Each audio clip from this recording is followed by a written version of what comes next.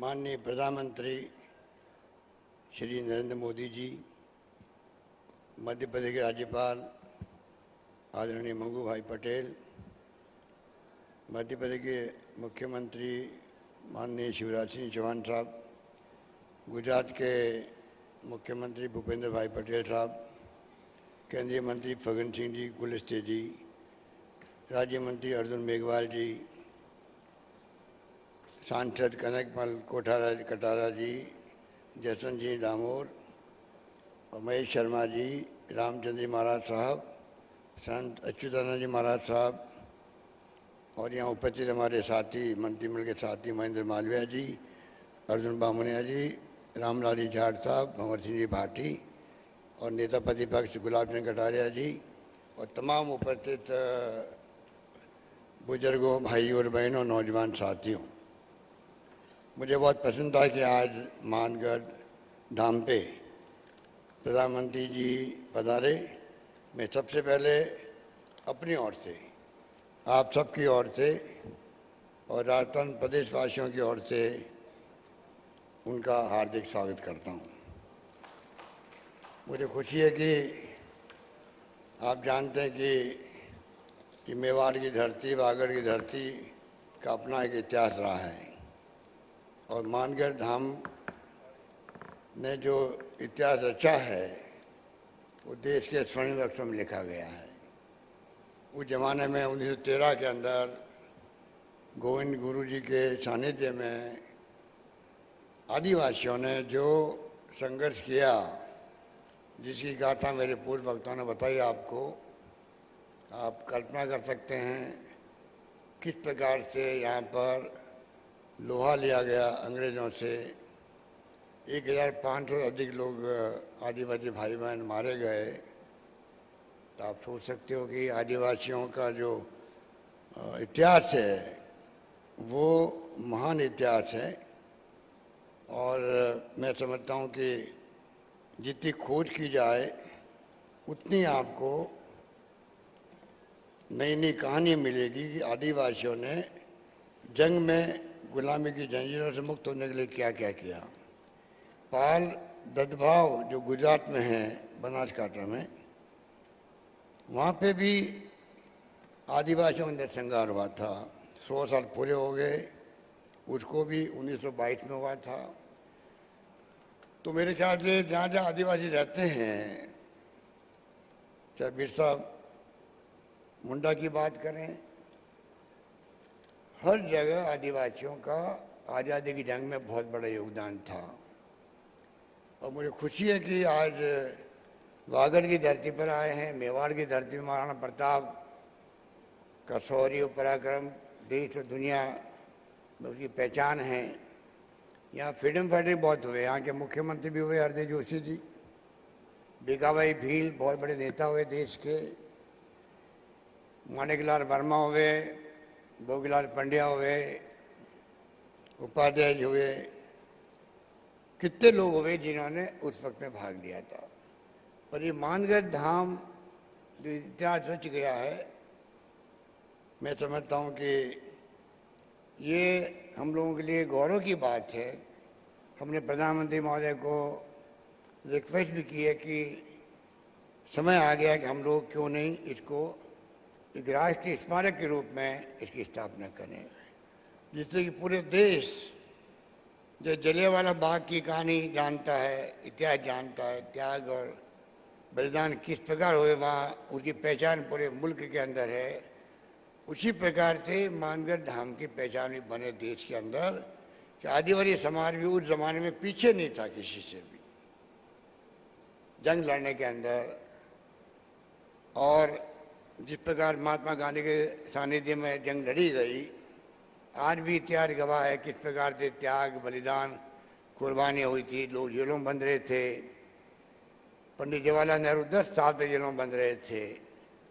सरदार पटेल जेलों में बंद रहे थे। मौलाना आज़ाद थे। डॉक्टर अम्बेडकर साहब ने संविधान बना दिया। आज देश उस पर खड़ा है, चल रहा है। और जिस प्रकार से लगातार हम देख रहे हैं एक के बाद एक जो देश इतिहास बना रहा है दुनिया के अंदर,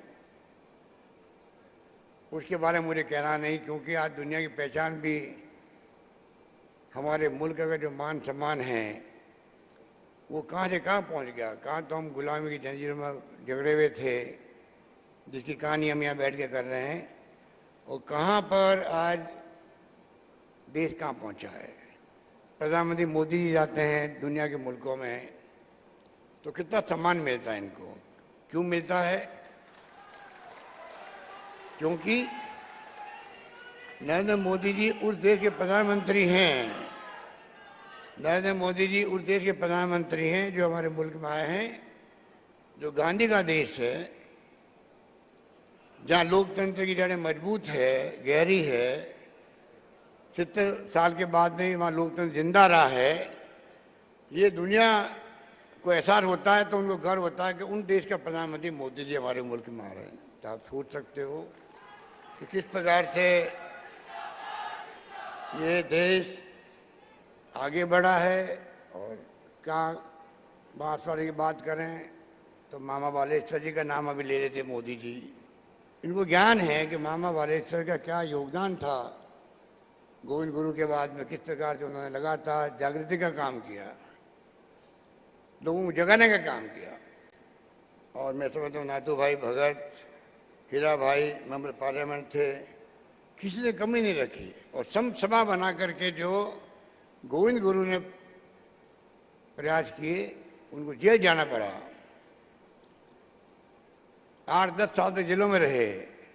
आप कल्पना कर सकते हो कि गोविंद गुरु का जो योगदान है उनको देश कभी भूल नहीं पाएगा। इस मौके पर क्योंकि समय की सीमा है, प्रधानमंत्री जी को बोलना भी है, जाना भी है, तो मैं खाली 2 बातें कह के अपनी बात समाप्त करना चाहूँगा। राजस्थान सरकार, मैं प्रधानमंत्री जी को कहना चाहूँगा, हम लोग आदिवासियों के लिए भी शिक्षा के क्षेत्र में यहाँ विश्वविद्यालय खोला गया है बांसवाड़ा के अंदर। शिक्षा के क्षेत्र में हम लोग सभी तरह से कॉलेजेस खोल रहे हैं, उनका जाल बिछा रहे हैं। स्वास्थ्य सेवाओं में बहुत हम आगे निकल गए हैं। बल्कि मैं आपसे आग्रह करूंगा कि आप अगर हमारा मॉडल जो राजस्थान का चिरंजीवी योजना का, उसका अगर आप एग्जामिन करवाएंगे तो हो सकता है कि आप उसको पूरे देश में लागू करना चाहेंगे। पूरी तरह हमने right to health, universal health services देने का प्रारंभ किया राजस्थान के अंदर, उसका लोगों ने स्वागत किया। एक बात जो यहाँ पर पहले रतलाम से डूंगरपुर वाया बांसवाड़ा रेल से जुड़ा हुआ नहीं है, जहाँ हम बैठे हुए हैं जिस जिले में, उसको पिछली बार हम लोगों ने रेलवे की स्कीम थी तो 50% सरकार पैसा देगी, स्टेट गवर्नमेंट देगी, उसको हमने मंजूर किया था उस जमाने के अंदर।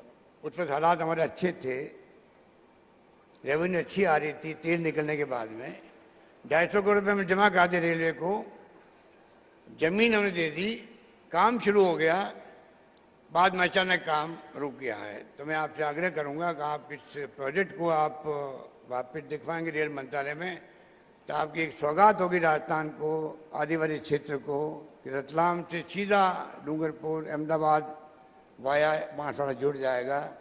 और ये मानगढ़ धाम में लोग आएंगे, उनको बहुत बड़ी सुविधा मिल जाएगी। और अंत में फिर वही मांग करूंगा जो हम लोग कहते आए हैं कि राष्ट्रीय स्मारक घोषित हो मानगढ़ धाम।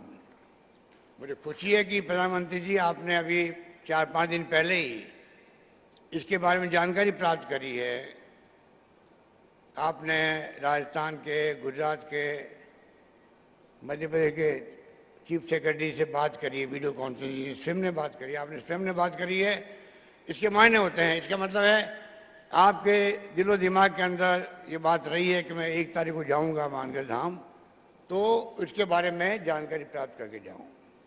मैं अपनी ओर से, आप सबकी ओर से, यहाँ बैठे हुए लोग हैं उनकी तरफ से, और तमाम प्रदेशवासियों की तौर से मैं आपसे आग्रह करता हूँ, निवेदन करता हूँ कि आप मानगढ़ धाम को राष्ट्रीय स्मारक का दर्जा दें। ये बात कहता हूँ, मैं अपनी बात समाप्त करता हूँ। धन्यवाद। जय हिंद। धन्यवाद।